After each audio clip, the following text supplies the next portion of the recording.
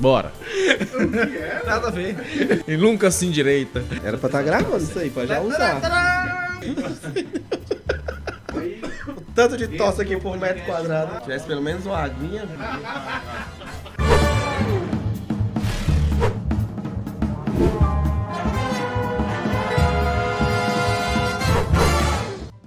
Olá, seja bem-vindo, bem-vinda. Estamos começando mais uma edição do No Ar, o seu podcast, chegando com o 24º episódio desse podcast que está na boca do povo e fechando, portanto, a nossa segunda temporada de programas exibidos multiplataforma pela sua Sertão TV, canal 180, na BrisaNet TV, também no Spotify, no YouTube e na Canudos FM 106,7. Comigo sempre para comandar esse podcast, o recém-chegado, mas já faz parte da família. Parece que já há muito tempo, ele, o Andervan. Tudo bem, o Andervan Alves? Tá tudo belezinha hoje? Tudo tranquilo, Emanuel. A voz não tá lá essas coisas, né? Mas vamos por aqui. Nada que um gole de água não resolva. Sim. Vá bebendo uma aguinha aí para ir relaxando essa voz. E hoje a gente vai receber no nosso podcast um artista multifacetado. Estou falando do nosso quixeramobinense Antônio Rabelo. Rabelo, seja bem-vindo, meu querido. É muito bom ter você aqui no nosso podcast para falar sobre a sua vida, sobre as obras criadas por Antônio Rabelo, que são, de antemão, lindíssimas. Já tive o prazer de visitar o museu e de ver um pouco daquilo que você faz, do seu belíssimo trabalho como design de joias. Ô, meu irmão. Prazer todo meu. Tava muito afim de vir aqui, o David veio um dia desses, né? Eu fui lá vendo e adorei, assim, muito bacana. Muito obrigado pelo convite, né? Agradeço o Serginho, acabou de passar e agora eu doido para dar um abraço nele, grande Serginho. Mas assim, eu tenho um grande prazer, cara, de vir aqui realmente poder falar das coisas do meu quixeramobim. É um prazer muito grande, né? E reencontrar vocês, encontrar a galera, para mim é fantástico. É isso aí, vamos bater um papo aqui de 1 hora, um papo bem bacana para falar de muitas coisas vividas por Antônio Rabelo. E aí eu vou começar perguntando inicialmente, onde é que surge a paixão do Rabelo pela arte? Onde é que tudo começa? Cara, é interessante, assim, eu nasci em Quixeramobim em 1974. Meu pai era fotógrafo, minha mãe ajudava, né, meu pai com esse lance da fotografia. Então, a fotografia ela foi uma coisa para mim que era muito comum, era a minha casa. Eu dormia dentro de uma câmera escura de fotografia. Então, para mim, era uma intimidade muito grande com esse processo. E, assim, o Chico da Silva, o pintor primitivista, era irmão da minha avó. E o Chico sempre foi uma referência muito interessante de arte para mim, porque eu ficava impressionado como o Chico conseguia fazer aquilo, como um cara de tão pouca formação, não é? Conseguia desenvolver o pensamento, poderia criar coisas tão fantásticas quanto o trabalho do Chico. E eu sempre fui muito observador com esse processo, sabe, cara? Eu sempre fui muito chegado nisso. Então, sempre que tinha uma matéria no jornal, não sei o quê, eu ia lá, catava o jornal, eu cortava ali e tal, guardava no espaço, e achava legal quando eu via, né, na revista, no jornal, o pessoal falando do Chico, eu achava aquilo espetacular. E, assim, via muita possibilidade naquilo, porque embora as dificuldades da cidade, né, cara, que, assim, viver em Quixeramobim, há 40 anos atrás era uma coisa um pouco diferente, assim, a educação era totalmente diferente, todos os processos, né, de empresariais eram diferentes. Então, quando você observava, a cidade não oferecia muita condição de trabalho e tal, e eu ficava nessa, cara, como é que eu vou fazer? O que é que eu vou viver aqui? Como é que eu quero trabalhar? Eu quero ir, fui vender salgadinho na rua, fui fazer coisa desde sempre. Meu pai ficava puto, bicho. Pô, você não precisa, mas eu queria, velho. Era uma coisa que eu gosto. Eu tava afim de fazer alguma coisa, de ganhar uma grana, de fazer. Então eu sempre fui muito ligado nisso, de trabalhar e tal. E eu sempre me interessei muito por essa coisa das pedras, né, do Quixeramobim. Isso era uma coisa fantástica, assim, que que era meio lúdico para mim, essa viagem das pedras, da Berilândia, não sei o quê. E eu, não é, assim, por morar aqui em Xeramobim, tinha muito conhecimento de sempre estar lá nas seminas, né, e tal, e o Joãozinho, o João Batista, o Toninho eram professores lá na escola.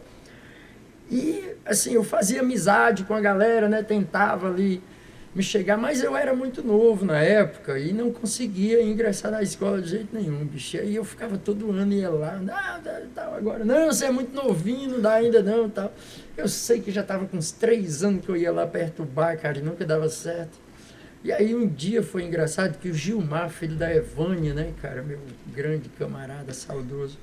E aí Gilmar chega lá em casa e diz assim, bicho, filho, a inscrição, não sei o que, eu digo, vou agora, meu irmão, que aí essa hora tá aí.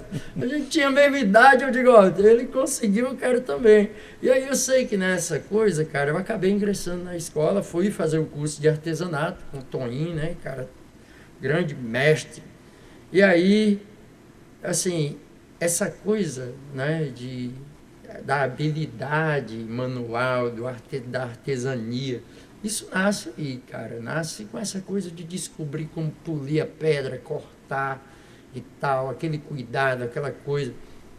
Aquele para mim era uma coisa que, primeiro, eu já me interessava pra caramba por aquilo. E naquele momento ter a oportunidade de chegar ali, de poder aproveitar aquilo, para mim era fantástico. Então eu acabei fazendo esse curso, pessoal, super gente boa, muito amigo, foram grandes amigos, pessoa muito importante na minha vida, assim, na minha formação pessoal, não é? E foi a partir desse ponto, cara, juntando a fotografia, juntando essa coisa da lapidação das pedras, não é? Que, assim, vem surgindo essa vontade, não é, de mexer com artesanato e tal. E aí eu fiz esse curso, cara, 3 vezes.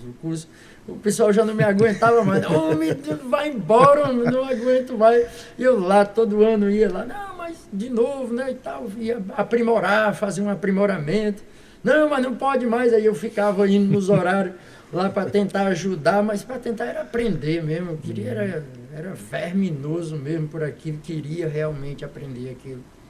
Eu acho, cara, que na vida as coisas elas só têm graça se for dessa forma, sabe? É tanto que um dia meu filho chega para mim e diz assim, pai, terminou lá e tal, agora faculdade, né, bicho? E tudo. Eu digo, e aí, o que tu acha? Não, eu não sei ainda o que eu quero. Eu digo, bom, pois não faça. Tu é doido, pai, falar para um filho não ir para faculdade? Eu digo, não, cara, eu não estou falando para você não ir, eu estou falando para você não ir agora. Eu quero que você saiba o que você quer. Você se descubra, meu irmão. Se ache naquilo que você gosta, que você tem vontade. Se encontre primeiro, depois você vai lá.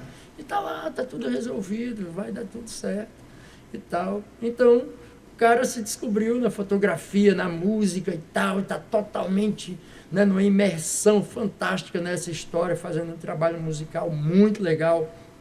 Ele e o Arif ficando louco lá no Norte 1 para desenvolver o áudio do som deles. Então, isso para mim é fantástico, cara. São pessoas, assim, ver essa intenção deles, o cuidado que se tem com a qualidade do trabalho que eles estão desenvolvendo, sabe, cara? Isso é uma artesania, velho. Isso é arte total, sabe? O cuidado, aquilo. Então, essa coisa da arte, ela sempre foi muito provocativa, assim, para mim, de girar em torno disso, né? Eu com 16 anos, um amigo do meu pai convidou para a gente fazer um trabalho lá no Pará, de fotografia, era uma foto que ele tinha lá, e não tinha ninguém que tivesse habilidade, né, para fazer esse trabalho, de revelar fotografia e tal, e eu fazia isso já de boa, tinha já 15 para 16 anos, e aí ele convenceu, né, numa conversa, meu pai olhou para mim e disse, rapaz, vocês têm coragem de ir? Eu disse, eu tenho, bora. Eu e meu irmão, o Josa, eu acho que está lá fora me aguardando ali, mas a diferença era 2 anos, né, de idade, eu tinha 16, ele tinha 14. A gente foi nessa aventura, cara, para ir para uma cidade chamada Jacundá, fotografar garimpeiro, era um recadastramento de garimpeiro que estava rolando. Então, assim, isso foi uma experiência muito interessante para a gente, de conhecer o mundo, de entender essa coisa do respeito, de ver as pessoas, de entender outras culturas, outros pensamentos.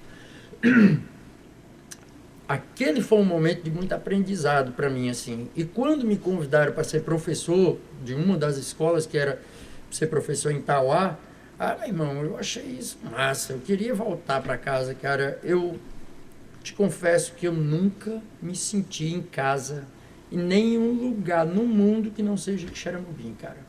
Eu já morei em um monte de lugar, mas nunca me sentia indo para casa.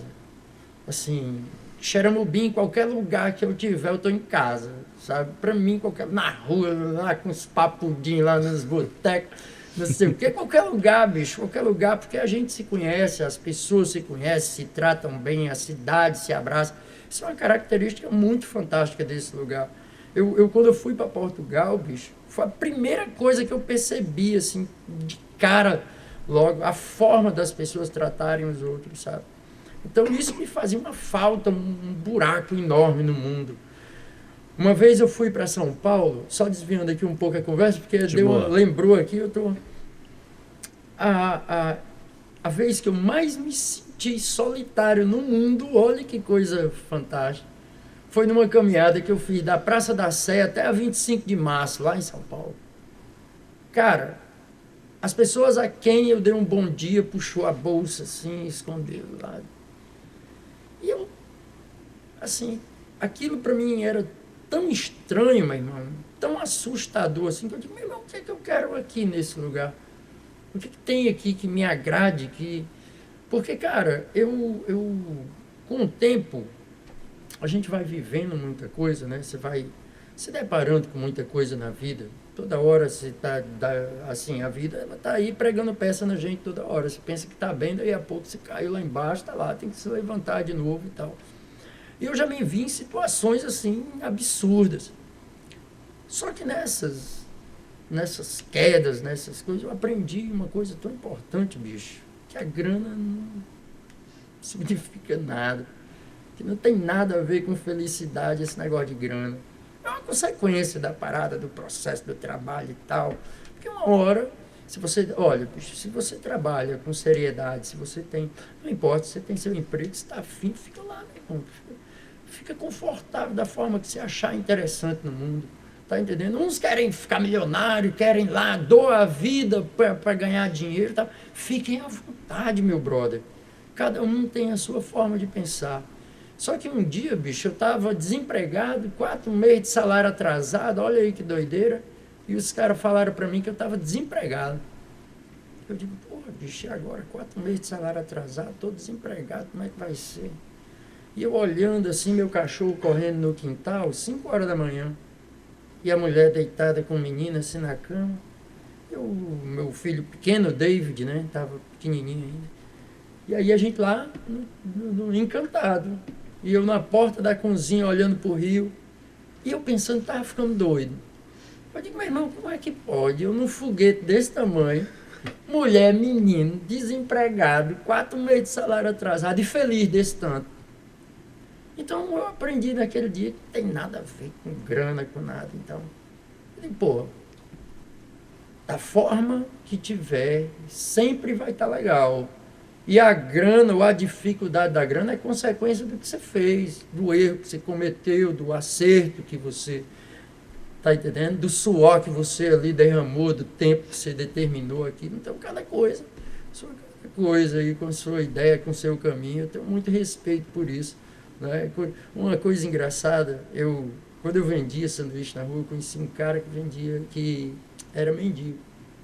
Ficava lá, e às vezes eu parava, a gente sentava, eu dava um sanduíche para ele, a gente ficava na calçada conversando. E ele falava de coisas tão fantásticas, cara, que não tinha nada a ver com grana, sabe? Coisa do mundo, dos sentimentos, que não tinha nada a ver com grana, com essa coisa. Então, assim, não é que eu não gosto de grana, todo mundo gosta, precisa disso.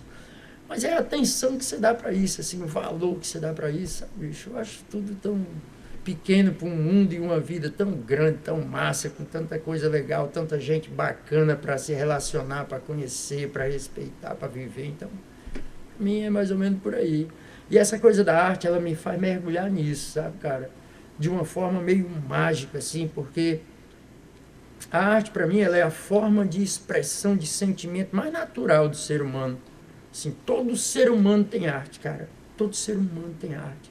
Na forma de falar, na forma de pensar, sabe? Ou se ele pintar numa tela, ou se ele escrever uma poesia. Tá entendendo? Mas são milhões de linguagens que existem dentro da arte que ela transcende a você mesmo, velho.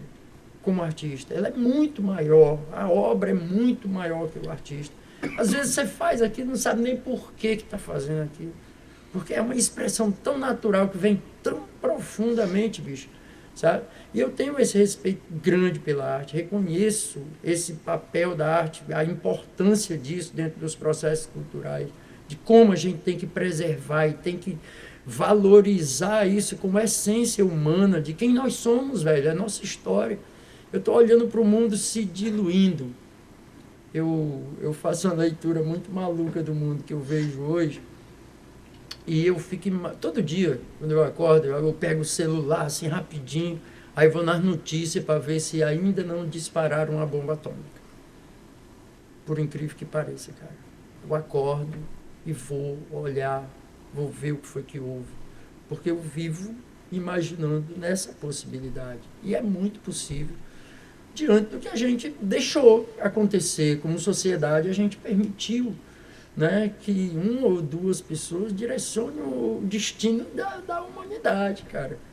Então, ou a gente, né, de uma forma muito consciente, começa a repensar esse mundo, tá entendendo? Eu falo isso de uma forma muito séria, assim, faço uma provocação às pessoas. Eu digo, olha, bicho, a gente tá fazendo de conta que nada está acontecendo, assim. É como se tudo tá normal, tudo certo e tal. Só que não está. A gente vem nos últimos 40 anos, né? Se você observar como a quadra chuvosa aconteceu no nosso município, como a mudança aconteceu nos arredores aqui, você vai ver dentro do estado, dentro do próprio país, como isso se instalou, como isso aconteceu, você vai ver que a gente está num processo que não vai parar tão cedo. Está entendendo? Eu estou aqui de coração na mão, vendo o que está acontecendo no Rio Grande do Sul, imaginando que isso pode acontecer em qualquer lugar, cara. Qualquer lugar. Eu só queria uma unidade nas pessoas para tratar disso, para não usar isso como forma de fazer propaganda, fazer política, sei lá o quê. Talvez se a gente se imaginasse mais humano, seria muito mais interessante, assim, sabe, cara? Deixar um pouco essas coisas de lado. E vai ser muito necessário, sabe, bicho? Porque está se tornando uma coisa tão séria. Eu acredito muito no que os jovens pensam. Karl Marx, ele achava que para que houvesse uma mudança na sociedade, tinha que haver uma luta de classe. Eu já acredito que pela luta não se transforma nada, cara. A luta trouxe a gente aonde a gente está, sabe? O que eu acho que muda é a consciência. O que faz a mudança real é a consciência. Então, se eu pegar esse copo e jogar ele na mesa, ele vai bater e vai sair correndo aqui. Mas se eu colocar ele com jeito, com lógica, da forma correta, ele vai permanecer aqui. Então, eu acho que as pessoas, os sentimentos, as coisas são dessa forma, sabe, bicho? Então, a gente tem que aprender a ensinar para os próximos, assim, para que as pessoas, quando se veem, se imaginar parte do todo, tá entendendo? Mas do todo de verdade. Não essa coisa fragmentada que a gente está vivendo hoje, onde a gente divide as pessoas por condição social, por corpo, qualquer outra loucura. Então, isso não cabe dentro de uma sociedade que precisa permanecer. Né, cara? Qual o futuro que a gente vê para os nossos próximos aí? Eu costumo dizer o seguinte, para que a gente possa medir a nossa responsabilidade diante do tempo, eu me faço uma pergunta bem simples, assim, qual foi o rio que eu recebi do meu pai e qual o rio que eu estou deixando para o meu filho, sabe? Porque o rio que eu recebi do meu pai, eu ainda conseguia tomar banho no rio, conseguia pescar. Tenho certeza que o Fausto pescou, tomou banho no rio, mas nossos filhos já não pode mais, né? Nossos netos, então, já era. Então, o que a gente está pensando? Como é que vai ser isso daqui a pouco, cara? Sabe? Qual a nossa responsabilidade diante disso? Eu falo isso como design, porque quando eu crio determinadas coisas, eu interfiro no processo Que impacto tem aquilo que eu crio? Se eu desenvolvo a arquitetura, qual o impacto que eu estou provocando diante disso? O que isso vai realmente significar dentro da sociedade? Então, assim, de uma forma bem simplória, mas quando eu falo dessa coisa, desenvolver uma joia com espinho de mandacaru. Beleza, legal, é lindo, tal, mas para mim o mais importante é que é sustentável. Eu não preciso matar a planta para ter um espinho, eu tenho que preservar as áreas, tenho que cuidar daquilo direito para que aquilo sempre possa fazer parte desse processo como uma coisa natural. Está entendendo que a gente faz a extração e ele se recompõe, a gente está lá toda hora repondo, refazendo e tal, e convivendo. É assim que eu imagino esse processo. E é assim que a gente tenta tocar essa coisa da joalheria aqui, né, cara? Desenvolver joias, falando do sertão, com essa ideia, né, de falar da nossa cidade, falar das pessoas, dos nossos sentimentos e tal, né? E, assim, é com essa poesia que eu tento desenvolver joias, sabe? E todo esse processo criativo culminou na produção de um livro. Um livro onde há os registros das histórias das joias de Antônio Rabelo. Nos conte mais um pouquinho sobre esse livro. Esse livro foi feito um pré-lançamento, ele ainda não está pronto, não foi impresso ainda, eu nem sei ainda como está isso hoje. Mas esse foi um livro, só um boneco no livro, na realidade, que mostra a gente como o livro realmente vai ficar, as fotos e tal. E ficou bem interessante que as fotos, dá uma olhada aí. As fotos do David, o David que fez as fotos do livro e tal, ficou fantástico. Eduardo Mota, não é, que escreveu esse livro e é um cara que eu gosto muito, aprendi a gostar muito, veio aqui na minha casa, ficamos bons amigos, assim, tenho um grande respeito por esse cara. Ele que escreveu o livro lá do Expedito também. E aí ficou muito legal, assim, porque para mim foi uma surpresa total o livro, porque eles não me deixavam ver de jeito nenhum. Ficava lá em casa toda hora, fotografava e eu não podia ver nem as fotos, cara, era sacanagem. Eu lá, muito afim de ver, mas foi muito legal, foi uma ótima surpresa, assim. E ficou um livro muito legal. O que as pessoas podem esperar, Rabelo, desse livro? Rapaz, eu li, não é? O livro, porque, na realidade, muito do que está aí foi dito por mim. Assim, né? A minha forma de falar, de ser e tal, está muito aí nesse livro. Sim, mas o que é interessante desse livro, cara, é que faz esse apanhado de desenhos e tal, que interessam realmente o pessoal da arquitetura, o pessoal da moda, o pessoal que trabalha com design, né? Não, assim, não tem pretensão de ser referência, mas é um trabalho onde as pessoas podem ver como eu, da minha forma, falo do meu lugar, do meu espaço e desenvolvo o meu trabalho de joia conceitual, né? Assim, aproveitando os materiais da região, agregando valor a esses materiais da região, sabe? Falando desse lugar, a importância desse lugar. Então, assim, esse livro, para mim, ele é uma honra, assim, poder merecer uma coisa como essa, que foi engraçado que eu recebi uma pessoa lá em casa, e eu nem sabia, assim, direito quem era, mas eu recebo todo mundo da mesma forma. Tudo bem, não sei o quê. E aí era o Luiz Gastão. E o Gastão, cara, muito gente boa, a gente trocou uma ideia assim, começou a falar lá na sala, daí a pouco a gente passa para outra sala, ele disse, rapaz, você autoriza a gente fazer um livro desse e tal? Porque eu digo, cara, mas fazer um livro comigo, eu tenho lá conteúdo para livro. Ele disse, rapaz, só o que a gente conversou daquela sala para cá dá um livro. Vamos lá e tal. Aí eu autorizei, e ele na hora assim já foi lá articulando tudo mais, e aí veio o Eduardo e começa todo esse processo. Levou um ano inteiro para a galera desenvolver isso, mais de um ano eu acho. E aí foi um trabalho fantástico, eu achei, ficou muito legal, fiquei muito satisfeito, assim. Interessante que isso pode estimular outras pessoas, sabe, cara, para que as pessoas entendam esse processo de caminhar. Caminhar é escolha de para onde você quer ir. Dificuldade tem. Não importa que área você vai escolher, o que é que você vai escolher da vida. Isso você pode ter certeza que vai ter dificuldade, isso é normal, tá entendendo? Agora, o quanto você quer é que vai determinar, que vai dar a condição de você chegar onde você quer ou não. Porque se você desanimar, velho, você volta do meio do caminho ligeiro. E eu nunca fui desistir de nada, assim. Eu começo uma coisa, cara, vamos lá, vamos fazer e tal. E aí eu vou, meto a cara naquilo, com tudo que, sabe? Ah, não tá dando certo, mas existe a forma de consertar. Então, é assim que funciona. Cada Reorganiza, coisa... né? Exatamente, cara. Olha, eu tenho...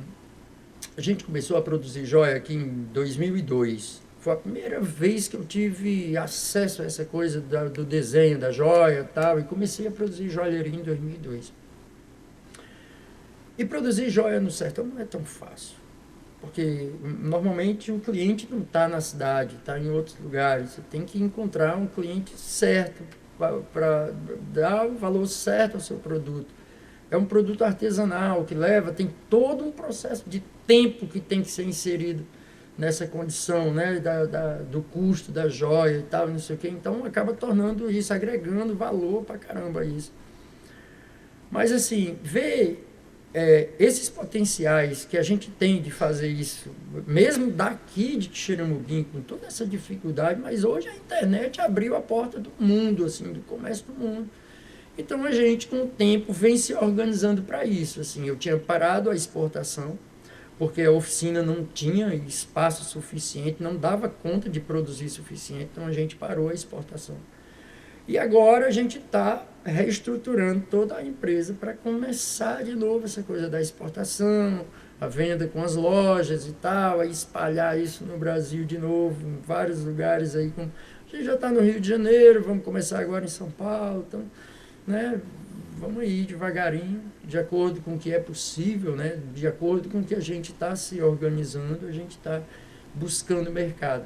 Então eu sempre fui muito assustado com essa coisa de insultar o mercado, cara. Quando eu insultei o mercado para fazer exportação, só uma cliente me fazia um pedido e eu demorava 2 meses para entregar. Então tu imagina o tamanho do mercado, o potencial que isso tem, mas o problema é que eu arranjei, porque eu não conseguia atender o mercado. Então eu tive que ser inteligente, mudar de estratégia, né? E rever como refazer isso e tal. Isso eu acho que deu muito certo, sabe, cara? Porque a gente conseguiu, de 2002 para cá, se manter no mercado numa boa, assim, sabe? Recebendo presentes como esse, sempre... né? As pessoas estão falando, inserindo a gente nesse contexto de moda, que é uma coisa bem interessante. E tá na moda falando do que a gente fala é muito legal, sabe? É bem interessante.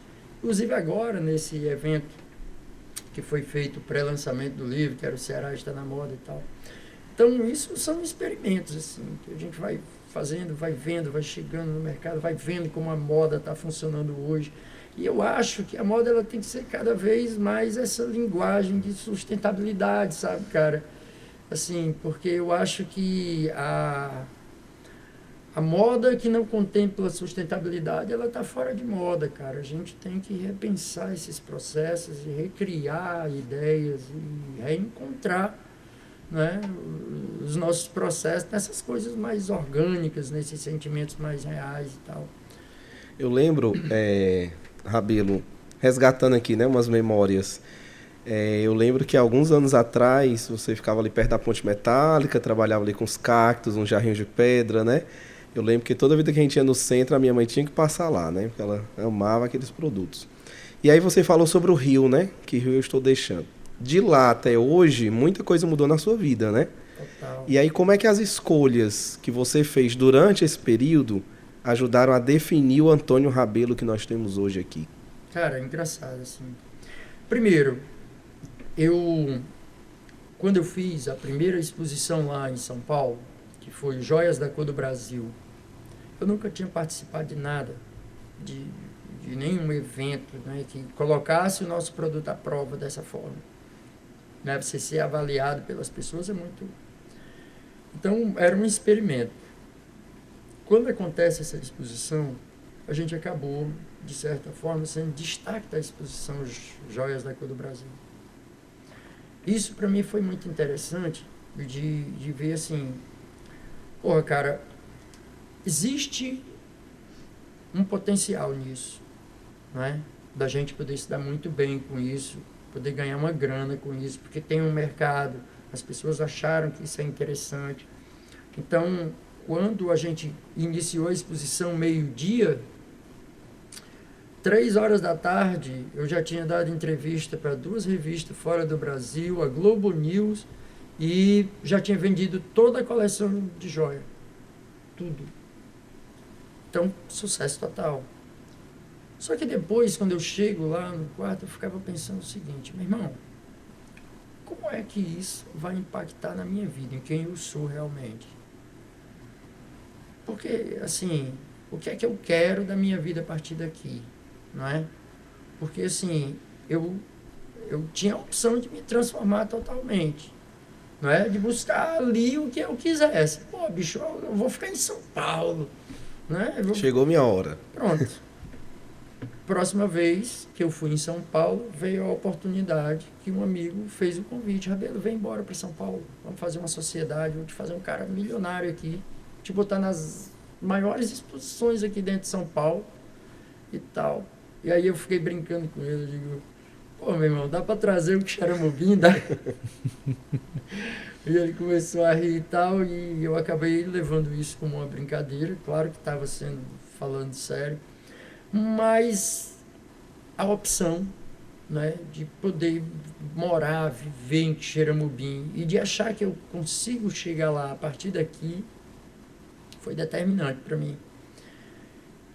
Eu resolvi que eu não queria mudar, queria ser a mesma pessoa toda a vida, encontrar meus amigos, ter essa liberdade de poder fazer isso, tá entendendo? De poder ser quem eu era realmente. Então, ir embora de que Xaramubim era como se eu negasse isso a mim mesmo. E eu não queria fazer isso, nunca quis. Então, por isso que eu resolvi ficar aqui. Por isso que sou o Rabelo que anda de Fusca e tal. Porque isso me dá prazer, cara. Isso me dá prazer. Encontrar as pessoas na rua, falar, dar um abraço, dar um sorriso. Sei lá, isso pra mim é fantástico. Eu ando na rua, vejo um monte de criança. Rabelo, tal, não sei o quê. Cara, tu não imagina o prazer que é pra mim aquilo. Tá entendendo? De ver que aquilo é real, bicho. O cara falou porque ele achou legal, porque ele conhece de alguma forma, porque ele admira de alguma forma. Tá entendendo? Eu vejo também nisso, assim, o grande poder que tem o que a gente fala, a grande responsabilidade daquilo que a gente fala, porque isso interfere e estimula a vida dos outros.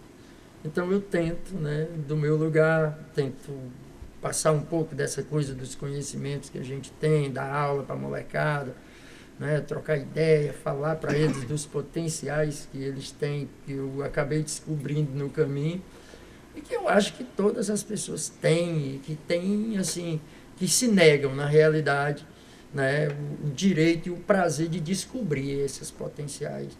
Muitas vezes, quando você diz que você não é capaz, você está negando a você mesmo uma coisa que você nunca mais vai fazer a partir dali, cara. Olha que doideira é essa. Você é a pessoa que você mais acredita. E quando você diz que não pode, pô, quem vai te convencer do contrário? Então você pode. Eu acredito que qualquer pessoa é capaz de fazer qualquer coisa, por mais absurdo que seja o pensamento, por mais louco que seja. Vai lá, meu irmão, vale a pena.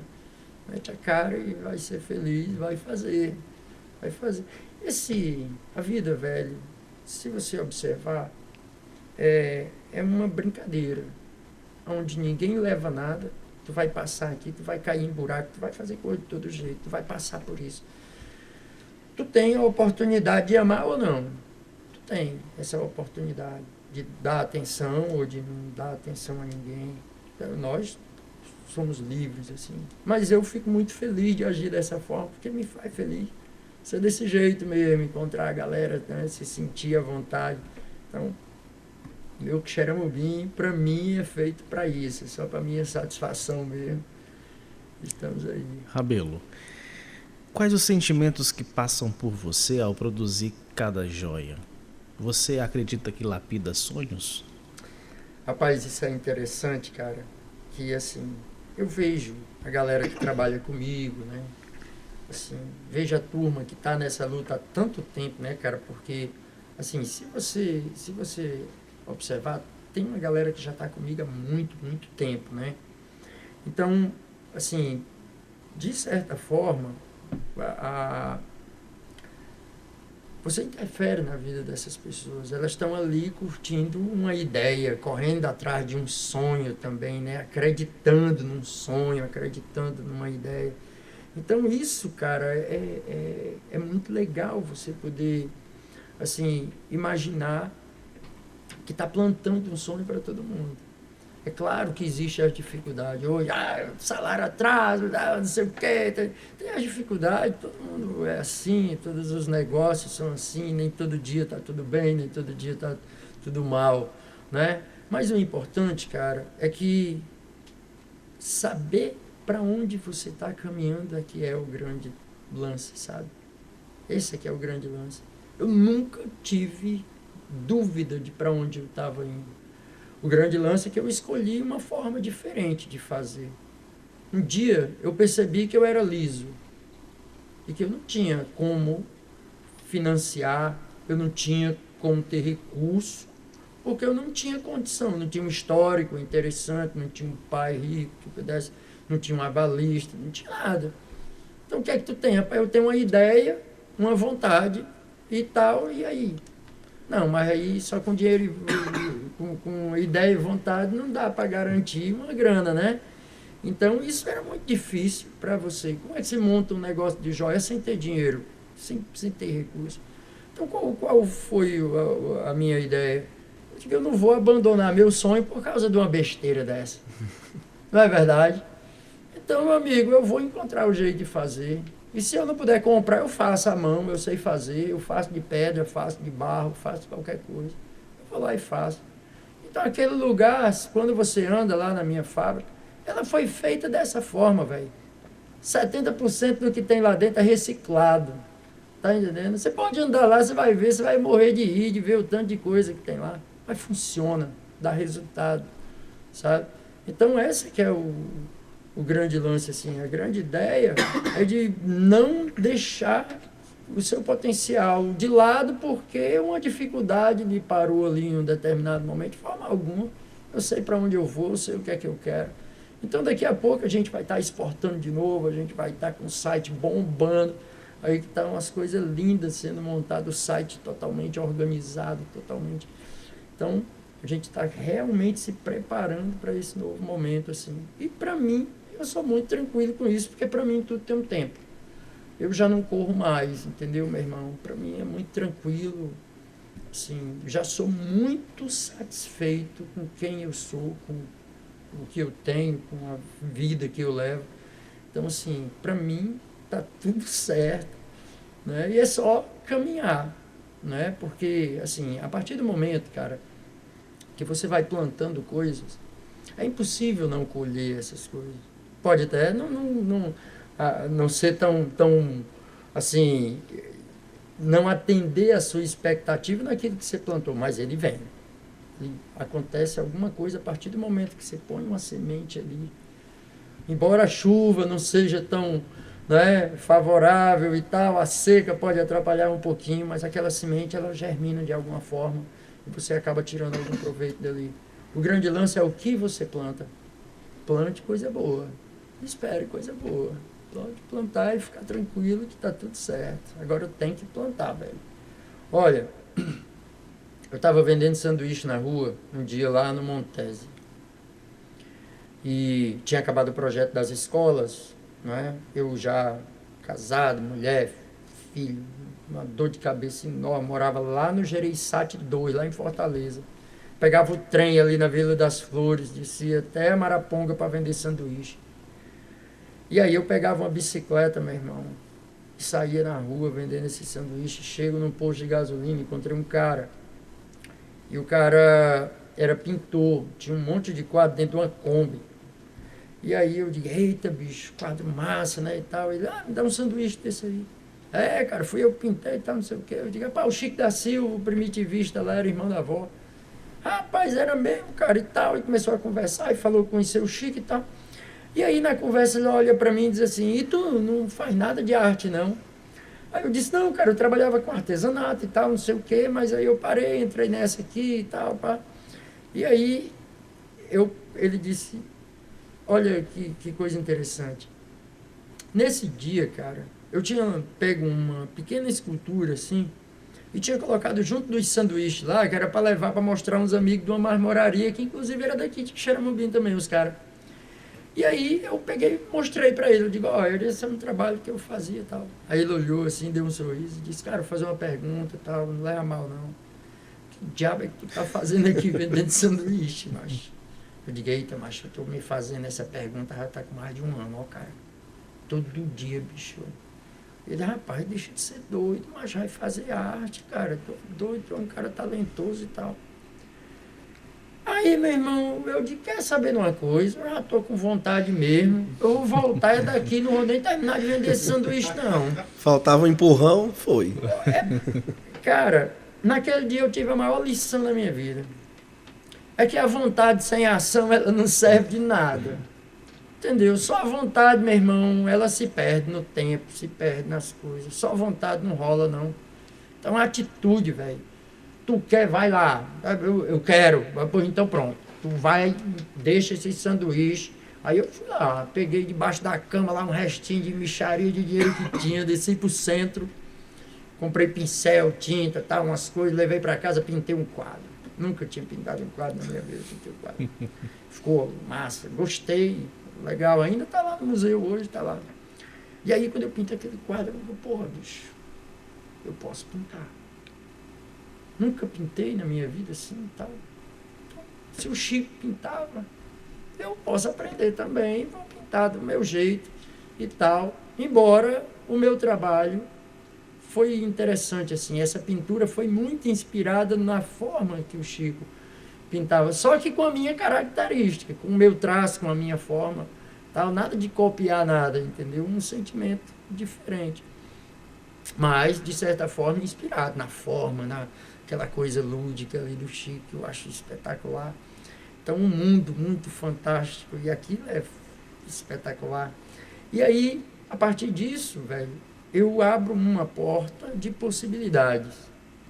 Assim, vim para Xeramobim, resolvi trabalhar realmente com arte aqui, aí foi lá que eu abri a lojinha lá.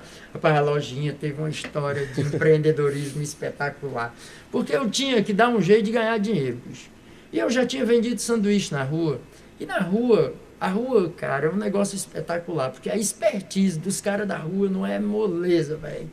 Rapaz, esse povo é criativo demais, cara, esse povo é fantástico, faz dinheiro com qualquer coisa, assim. Tem uma história fantástica. Um dia eu ia passando na rua lá em Fortaleza, olha que engenhoso isso. O cara colocou uns papeizinhos assim no chão e ficou do lado, né, da calçada, e do outro tinha um poste. E aí quando eu fui passando, ele assim, gentilmente disse, por favor, espera aí só um pouquinho. Aí eu parei assim, aí ele, vamos lá. Aí um bonequinho de papel ficou em pé. De porra, como é que esse bonequinho de papel ficou em pé, bicho? E o bonequinho lá, abriu o braço, e ele, vamos lá e tal, e começou a dançar. Eu digo, eu pago, meu irmão, tu é doido, eu quero descobrir isso. Como é que esse negócio aí acontece? Tu tá vendo ali no poste? Sim. Cara, lá tem um durex, tu tá vendo? Tô. Aqui na minha calça, tu tá vendo? Aqui tem um durex também. Eu digo, mas tô vendo aí. Tem um fio invisível que vem daquele bicho pra cá. Eu digo, só acredito vendo, eu não tô vendo o fio invisível. E era realmente... Aí ele foi me explicar, olha, dentro da corda de seda, existem os filamentos, que são muito finos, mas é muito resistente, cara, muito resistente, e não dá pra ver. Ele pegava papel durex e montava esse bonequinho, tudo com o maior jeito, cara. Aí dobrava esses fios, botava nos saquinhos e vendia por R$2, o bonequinho no saquinho. E aí, bicho, quando eu comprei, paguei pra ele lá e tal. Aí a gente foi conversar, né, e tal. Aí ele falando que há mais de 2 anos sustentava a família dele só com os bonequinhos de papel, vendendo lá na calçada, lá na rua. Eu disse, tem um detalhe, só trabalha até não sei que hora. Ele falando lá, daqui a pouco eu vou já pra casa, não sei o que. Eu digo, rapaz, fantástico. Então, de tanto ver isso, né, cara, de tanto ver o mundo dessa forma, quando eu chego em Xeramobim, eu digo, eu tenho que ser esperto, eu tenho que descobrir forma de viver, não é? Aprendi a consertar a máquina de escrever, montei uma pequena oficina de consertar a máquina e fazia uns artesanatos, umas coisas. Mas o negócio da planta aconteceu na época dessa de Santo Antônio. Eu coloquei um vasinho desse tamanho de pedra-sabão com os mandacaruzinhos dentro, assim, numa prateleira, sabe? E lá consertando minhas máquinas. Chega o cara e diz assim: ô, coisa linda, quanto é? Eu disse: não é para vender não, cara. Eu fiz para mim, porque eu tô fazendo aqui uns bonsai e tal, aí eu fiz esse vasinho e tal. Que é isso, cara? Sabe ganhar dinheiro, não? Me vende esse aí e tu faz outro pra tu. Aí eu digo: eita porra, é mesmo. Aí eu digo: pô, eu vou logo pedir bem caro, que é pra ele não querer, né? Eu digo: o bichinho já tava tão apegado, o bichinho ali, tinha... Aí eu digo: pô, é 15 reais. Isso foi em 2002, pra você ter... Não, foi em 2000. Olha aí, pra você ter uma ideia. Eu digo: pô, é 15 reais. Ele disse: a hora, 15 reais. Meteu a mão no bolso, pagou. Então tem Perdeu o carro. Tu é doido, é, menino? Tem que aumentar o preço. Não, e na hora que ele pagou esse negócio de 15 reais, bastou ele dobrar lá na esquina ali da casa do pai ali. Na hora que ele dobrou, fechei logo as portas, tudo, que eu morava ali no Bar do Brasil, né? Fechei logo tudo, peguei uma enxada, um balde de cipurri pra catar mandacaru. Na segunda-feira, meu filho, mandacaru valia era dinheiro no Xarambi, viu? E acabou criando uma lojinha muito interessante. Virou referência, né, naquela época. Virou referência, cara, coisa simples. Mas é isso que eu falo, cara. A gente tem que aprender, olha, uma coisa, a valorizar o que é da gente. Entendeu? São coisas que não tem em todo lugar. Tem aqui uma coisa especial, é um pedaço de um lugar. Entendeu? Então, se você consegue enxergar isso dessa forma, as pessoas também enxergarão. Se você dá valor a você mesmo, também será da mesma forma. Então, tudo aquilo que você valoriza, você potencializa. Né? Eu acredito muito nisso. E a partir disso, a gente fez pé de mandacaru, valer 15 reais. Fez um pé de algaroba, valer 150 reais. Tá entendendo? E eu passei a viver disso, de planta, de bonsai com planta nativa da região. Aí fui estudar, né? Aprender como fazer, como transportar, como, né, organizar aquilo. E transformei aquilo no negócio, né? E acabou. Só que uma coisa... Quando eu fazia isso, eu não fazia esculturas, cara. Eu não sabia que era capaz de fazer escultura. E um dia veio um pessoal do jornal O Povo e fez uma matéria para falar dessa coisa da artesania, tal, das pedras e não sei o quê. E uma pessoa viu, né, essa matéria no jornal. E aí o cara veio e disse: olha, Rabelo, eu vim com a missão, assim, para você, de fazer uma escultura de pedra-sabão. Eu quero elas... Mas é uma mulher nua, linda, assim, toda tal. Aí eu comecei a rir, eu digo: ô, bicho, eu queria também. Eu tinha maior vontade e tal. Mas aquilo, para mim, era uma coisa distante, totalmente distante, né, do que era possível a mim. Então, eu... disse: pô, bicho, eu não consigo fazer isso, né? Eu faço cinzeirinho, vasinho, um negócio mais, né, um porta-retrato, uma coisa mais assim, uma escultura mais básica e tal. Mas esse tipo de nível, de qualidade, eu não consigo realmente. Que é isso, rapaz? Eu confio em você e você não confia. Que é isso, meu irmão? Se você disser que você não pode, você já tá... Eu disse: não, pô, eu vou tentar. Ele disse: não, mas você vai fazer. Se você disser que vai tentar, você está inventando um pretexto para não dar certo. Eu digo: eita porra, é mesmo. Pô, eu vou fazer. Aí botei a pedra em cima da mesa, velho. Era uma pedra assim, pedra-sabão, mais ou menos esse tamanho. E aí eu botei na mesa, e ele perguntando: olha, e como é que ela vai ficar? Eu digo: meu amigo, eu não faço nem ideia. Porque realmente eu tinha uma pedra na minha frente. A obrigação de fazer uma escultura que eu ia ter que... Mas eu não sabia, velho, nem por onde começar aquilo. Eu botei aquilo na mesa e fiquei olhando, digo: como é que eu vou começar isso aqui? Por onde é que eu vou começar e tal? E 3 dias, olhando para aquela pedra, já desanimado. Eu digo: pô, eu não vou tirar nada dessa pedra, não vou nada. E tentava, rapaz, olhava. Não botava nenhum lápis, porque realmente não tinha onde. Eu digo: porra, bicho, não consegui ver nada aqui. E aí eu digo: não, quer saber de uma coisa? Eu não gosto de desistir, mas eu vou deixar ela aqui, né? Um pouquinho e tal, vou pensar em outra coisa, depois eu venho e tal, não vou ficar nessa de obrigação não, beleza.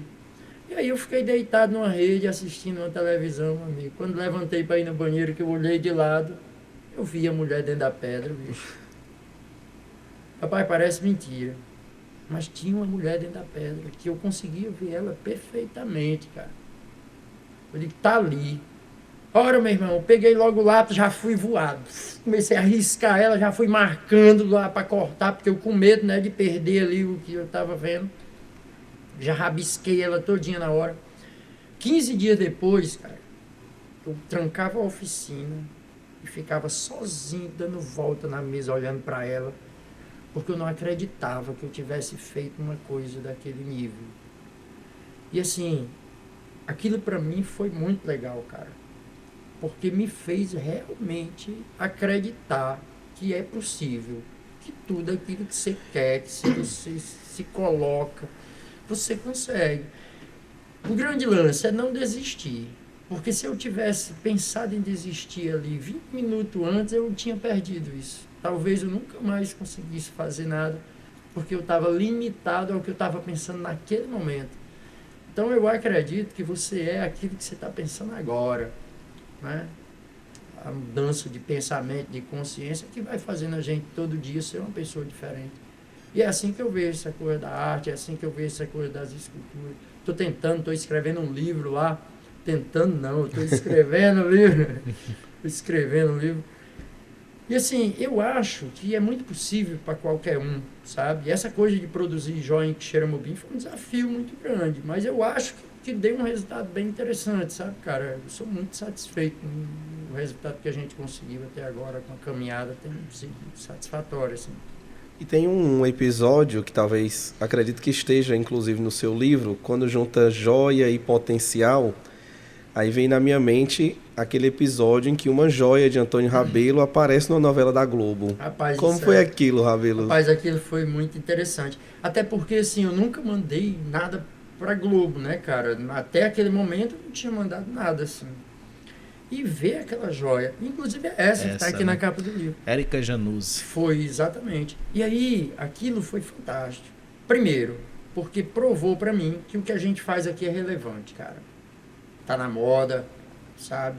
Que é forte, que tem representação, porque eu tenho certeza que se eu vendesse a minha fábrica com Fusca e tudo, não dava para pagar a Globo para botar aquela joia ali naquela condição. Então a joia, ela chega lá sozinha, cara, por representação. Pô, ela representa um sentimento, fala de uma coisa forte. É feita de espinho, do calor, do chão, com a cor das pessoas. Pô, todas as tonalidades de cor de pele tu encontra nesses espinhos de uma forma natural. Isso é uma coisa muito real, bicho. Sabe? Então isso não tem como não ser moda. Isso é porque sempre será moda. É assim que eu imagino, né? Essa ideia de fazer joia assim. E uma joia que combinou muito com a personagem, que a personagem vivida pela Érica Januzzi, ela sofreu uma transformação na novela, né? Exatamente. De mulher negra humilhada para uma advogada forte, resistente, lutando por boas causas. E uma novela que falava sobre mineração. O nome da novela era O Outro Lado do Paraíso. Exatamente. E então, ver essa arte no tempo, quando eu assisti a novela, eu senti nosso Xeramobim representado pelas mãos de Antônio Rabelo. Aquilo era tão bacana, cara, ver aquilo. Toda hora que aparecia lá, o pessoal me ligava. Tô vendo aqui! Tá? Mas é muito bom ver essa euforia, porque realmente esse é o sentimento, cara. A gente se sente representado nisso, sabe? Isso é legal. É como eu vejo o Yarley, como eu vejo Tony Guerra, como eu vejo a galera que consegue, não é, cair no mundo nessa batalha louca da vida e conseguir ter êxito, né? Conseguir ter resultado aí nos seus trabalhos, ser reconhecido e tal. Então, eu sei que isso não é tão fácil, né, cara? Vários artistas aí que vivem na luta a vida inteira. Então, isso é legal quando você vê seu trabalho ali reconhecido e as pessoas acharem interessante isso. E assim, dá sentido, né, cara, para aquilo que você faz. Porra, vale a pena, né? E eu gostaria agora de conversar com você sobre a sua relação com a sua família. Porque o Rabelo, que nos conta aí, que já viveu muito da vida, com certeza teve o apoio da sua família. Total, cara. Total. Nos conte essa assim, relação. É assim. Quando fala Rabelo, cara, tem que falar da família Rabelo. É a galera que tá ali, sabe? A galera que sempre teve, que pegou na rodinha do pote mesmo, que carregou a pedra na cabeça, que fez.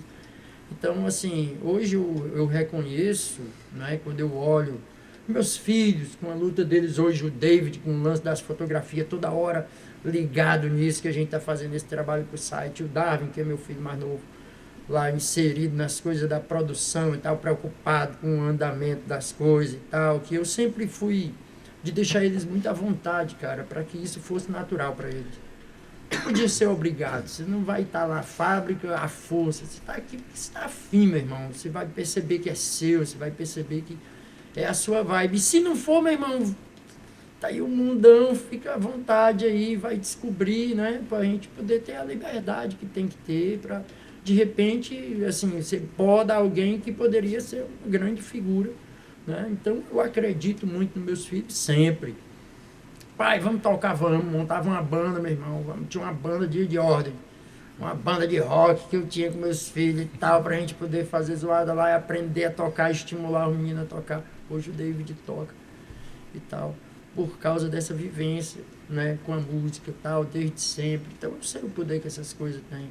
A gente resolveu fazer motocross, vamos junto, todo mundo ia lá fazer motocross, então era interessante, cara, que no motocross tinha uma equipe super bem formada, não é? Que os meninos eram os 2 pilotos e tal, eu fazia a logística e o processo da organização dos materiais e tal, das corridas e tudo mais, a Lúcia, minha esposa, ela cuidava dessa coisa da alimentação, não sei o que, e nós levava a mãe para rezar. Então estava tudo certo, a equipe completa, né? Largou, a mãe já começava ali, já. Então, era desse todos jeito. Os setores cobertos, todos os setores cobertos, estava tudo tranquilo. Então a gente sempre foi muito desse jeito, cara, sabe? De curtir as coisas do outro, vamos fazer junto, vamos não sei o quê, de se reunir. Meu pai também tinha muito essa visão, sabe, cara? Apoio, né, Rabelo, de fato. Bicho, e eu acho que isso é essencial. Isso é essencial em todas as condições, sabe? As famílias precisam disso, os pais precisam acreditar mais nos filhos, os filhos precisam respeitar mais os pais, compreender, né, esse processo da hierarquia, porque é interessante que, assim, o David, quando ele tinha 4 anos, eu tive que ter uma conversa muito séria com ele, né? Que eu disse, olha, David, eu tinha dado uma chinelada nele ali, e aí a gente foi para uma conversa, né? Eu digo, olha, tem 2 jeitos de um pai criar um filho, porque o filho não pode criar sem informação, na tora, do jeito que ele quer, porque você não sabe ainda das coisas do jeito certo. Então, tem 2 jeitos. Uma é a razão e o outro é a emoção. A razão é eu falando, tu vai entendendo e tu vai, né, compreendendo as coisas e vai criando outras formas de agir. E a emoção é tu agindo na tua loucura, fazendo a tua doidice e a chinela cantando e tal, porque a emoção tem que chegar como forma de ensinamento. Aí ele olhou para mim e disse, pois vamos pela razão mesmo. Eu digo, tá bom.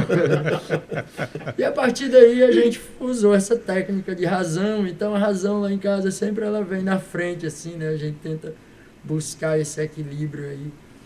Isso é muito positivo, porque eu acabo tendo muito dessa proximidade com eles, a amizade é muito bacana, muito forte, assim, sabe? Minha esposa guerreira total, bicho, assim, que sempre teve muito presente nas horas de loucura mesmo, tomava uma decisão aqui, vamos fazer assim, meu irmão, nós vamos agora entregar essa casa, vamos morar numa casinha desse tamanho, sem porta, sem banheiro, sem nada, não sei o que, ela já estava arrumando a bolsa.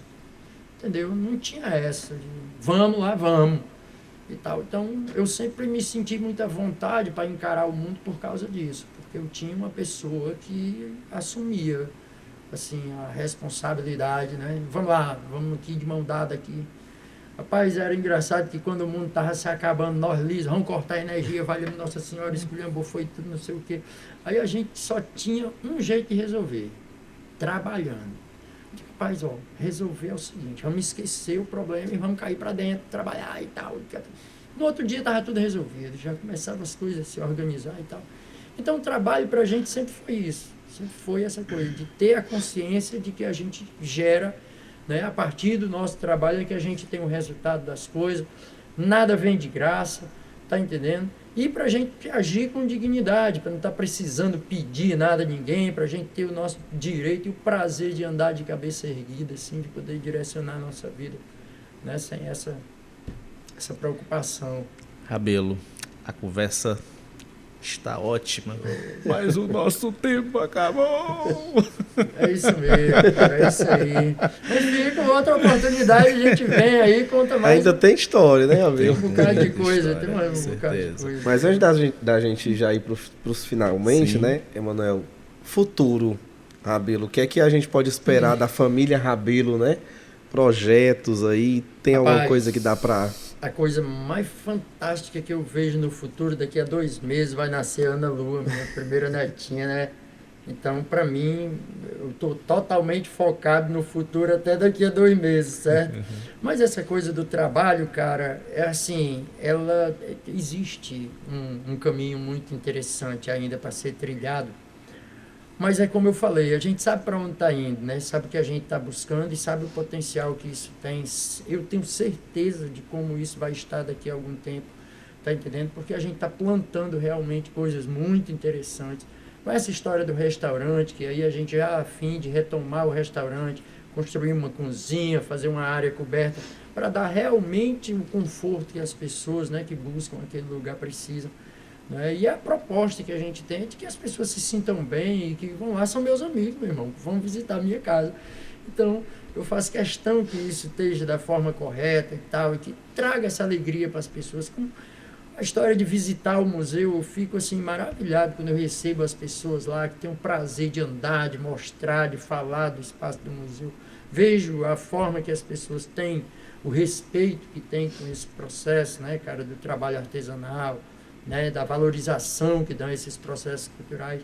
Então, isso para mim é muito importante, poder fazer isso lá na comunidade, poder abrir esse leque de possibilidade para a comunidade, gerar emprego ali no entorno, sabe? Uma coisa muito interessante que passou a existir depois que o museu se instalou, né, foi... As pessoas tinham medo de ir para o sabonete, cara. As pessoas tinham pavor de sabonete. E depois do restaurante era fantástico, você via a galera chegando de bike, a galera chegava, os carros chegavam, deixava lá tudo, e nunca aconteceu problema algum, nunca teve, como realmente nunca tem problema algum. Então, assim, desmistificou muita coisa e, assim, acabou aproximando aquele bairro da cidade, né, das pessoas e tal. Então, isso é muito importante, sabe, cara? E o potencial que tem ali ainda com a hospedagem que a gente pretende, né, gerar lá, com os cursos que a gente vai começar a ministrar lá agora, essa coisa do museu, que aí vai ter uma sala para exposições, e aí vai acontecer muita coisa interessante lá naquele espaço ainda. Então, eu acho que aquele lugar foi feito para fazer parte da cidade, sabe, cara? Para poder ser Quixeramobim também, poder estimular turismo em Quixeramobim a partir daquele lugar. Eu estava falando há pouco tempo que tem um projeto lá, não sei se vocês já chegaram aí, mas tem uma mina lá, a gente escavou um pouco e tal, fez uma área bem simples. Mas aquele lugar abriga um potencial muito grande. Eu quero descer 10 metros ali e fazer uma galeria de arte lá embaixo com mais de 200 esculturas a 10 metros de profundidade. Então isso é uma coisa louca. Estou desenhando o projeto inteiro, estou aguardando agora os geólogos que vão me ajudar com essa coisa da prospecção da área, para a gente fazer uma leitura do solo, entender como aquele lugar funciona, onde está o lençol freático, como se vai dar realmente para instalar tudo isso que a gente está imaginando. É um projeto que vai levar muito tempo, assim, mas eu não estou preocupado com isso. Eu vou fazendo aqui até quando for permitido, né? Até quando for possível. Eu só quero ir vivendo aí, curtindo esse negócio que eu acho fantástico. Assim, poder pensar e poder realizar as coisas que a gente pensa é legal pra caramba. Rabelo, muito bom ter conversado com você, muito bom ter vivido um pouco das suas histórias contadas aqui com maestria, muito bom ter sentido o que você sentiu durante todos esses momentos fazendo arte. E para mim é uma grande honra estar conversando com alguém que ama a cidade onde vive. E com alguém com muitas experiências para contar e que nos abre os olhos, nos chama a atenção para viver também essas experiências. Porque eu tenho meus 33 anos de idade, mas eu não tenho muitas histórias para contar. Hoje eu vou dizer uma coisa para você, que a vida ela é muito maior do que qualquer sonho, qualquer coisa. Então, você viver aquele momento hoje, agora, sabe? Isso é que é a história, sabe? Isso é que é aproveitar a história. Você pode amar alguém agora, você pode, nesse momento, dar aquilo, tudo que você pode, porque o momento é hoje, cara. Amanhã é outra história, não sabe nem se vai ter amanhã, não sei nem como é que vai ser e tal. Então, essa coisa de viver o hoje, viver o agora e plantar, o lance de plantar é legal porque você vai só colocando lá, sabe? Vai vivendo hoje e vai plantando ali, sabe? Mas não esqueça de viver o hoje, de, sei lá, de pedir o perdão hoje, de fazer o bem hoje, tudo tem que ser hoje. Aproveitar cara. O dia, né? Tudo tem que ser agora, sabe? Amanhã já é outro dia, outra história. Então, tem que ser você todo dia, fazer do seu dia um dia bacana. Chegar no fim do dia, você dá aquele sorrisão assim. Embora cansado ali, baleado da luta da vida mesmo. Mas é muito legal você chegar no fim do dia sabendo que não fez mal a ninguém, né? Sabendo que o mundo está ali ainda e lhe vê da mesma forma, porque eu me preocupo muito com isso. Principalmente nesses dias de rede social, que todo mundo cancela todo mundo de uma hora para outra. Tá entendendo? Como as pessoas te veem, cara. Como é que... né? Isso para mim é legal, assim, porque me dá uma referência de quem eu sou. Será que eu sou mesmo isso? Será que eu sou um cara legal mesmo? Será que eu estou só aqui maquiado, né? Inventando? Às vezes eu brinco, eu digo que dentro da gente tem duas pessoas, que é o ser que está em você, que é você realmente, e o ser que se usa para as redes sociais, que você vai lá, você ri, tira uma foto, às vezes o coração todo magoado, e aí você vai lá fingir uma coisa. Então, eu tentei deixar de... Eu quase não uso rede social por causa disso, porque eu quero ser eu mesmo, sabe? Eu não quero... Assim, o cara de fora não vale muita coisa para mim, não, sabe? Eu acho que vale mais o cara de dentro mesmo, né? É isso aí. E a vida é para ser assim mesmo. Muitíssimo obrigado pela Show participação. Demais, fiquei muito feliz, muito obrigado aí pelo convite. Estou sempre à disposição, para mim é um prazer. Um papo desse é um prazer enorme, cara. É um prazer demais, muito obrigado. enorme também, tudo nosso. Assim, e agradecimento às pessoas que estão vendo a gente aí de qualquer lugar. Um grande abraço a todos. Assim, façam uma visita no museu, venham conhecer aqui o espaço, tal, né? Experimentar um pouco desse lugar, que eu acho que vai gostar, assim, com certeza. Viu? E que um vai, grande abraço a todos. Viu? E que vai ampliar, né, muitas histórias ainda para contar no espaço do museu. Que lá eu já visitei, ainda tem muitas histórias que não foram contadas pelo Rabelo e que você, quando for lá, vai ter a oportunidade de ouvir mais e mais essas histórias. Show demais, meu irmão. Agradeço de coração. Andervan, brigadão pela parceria de sempre, tá? Quer fazer os agradecimentos também? Agradecer ao Rabelo, né, por esse papo aqui. Esperamos você aqui outras vezes, né? Tem ainda muita história pra gente comentar. Mas que a lição que o Rabelo deixa é sensacional, né? Essa de aproveitar bem o momento e de contribuir para a vida de alguém melhorar. Então eu acho que essa é uma das maiores lições aqui da nossa conversa. Fica essa dica. Aprendemos todos no programa de hoje. Obrigadão, Joaquim, valeu demais. Obrigadão, Marquinhos, Marcos, meu querido. E a você de casa, a você em qualquer lugar que esteja nos ouvindo, nos assistindo, nos acompanhando multiplataforma, valeu demais pela sua companhia de sempre. Espero que você tenha gostado desse episódio que fecha a nossa segunda temporada. Porque próxima semana a gente está estreando a terceira temporada com muitas coisas novas no podcast no ar. E eu espero contar com você sempre. Tchauzinho e até a próxima.